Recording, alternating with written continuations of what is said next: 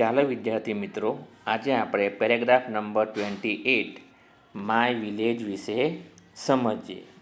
તો સૌથી પહેલાં આપણે એના સ્પેલિંગો જોઈએ.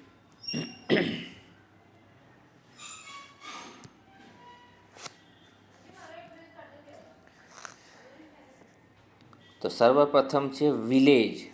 વિલેજ એટલે ગામ. અબાઉટ એટલે લગભગ, આશરે. પીપલ એટલે લોકો. વેલ એટલે કૂવો.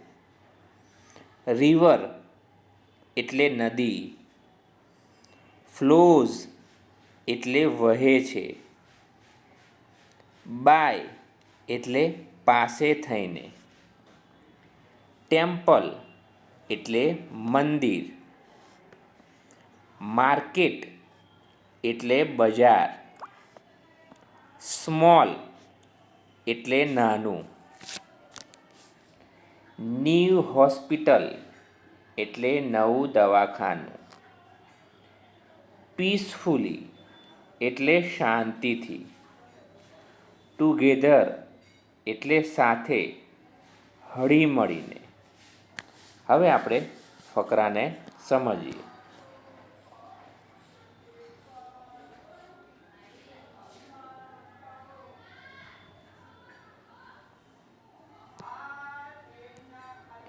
નંબર 28 માય વિલેજ, મારું ગામ.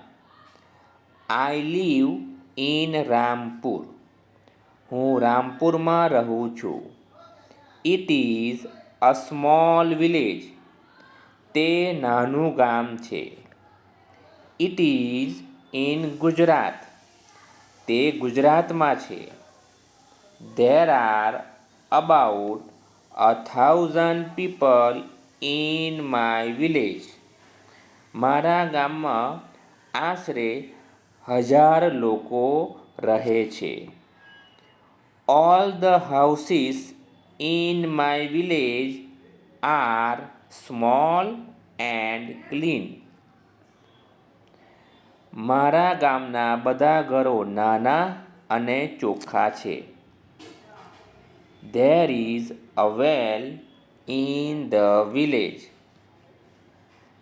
ગામમાં કૂવો છે. A river flows by our village. અમારા ગામ પાસે નદી વહે છે. There is a temple near the river. નદી પાસે મંદિર છે. There is a market in my village. મારા ગામમાં માર્કેટ છે. There is a small school too. નાની શાળા પણ છે. My village has a new hospital now. અત્યારે મારા ગામમાં નવી હોસ્પિટલ છે.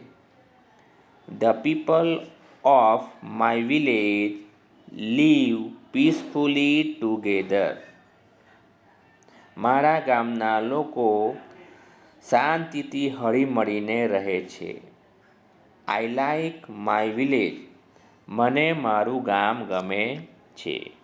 તો આ રીતે તમે ફકરાનું વાંચન કરી શકો.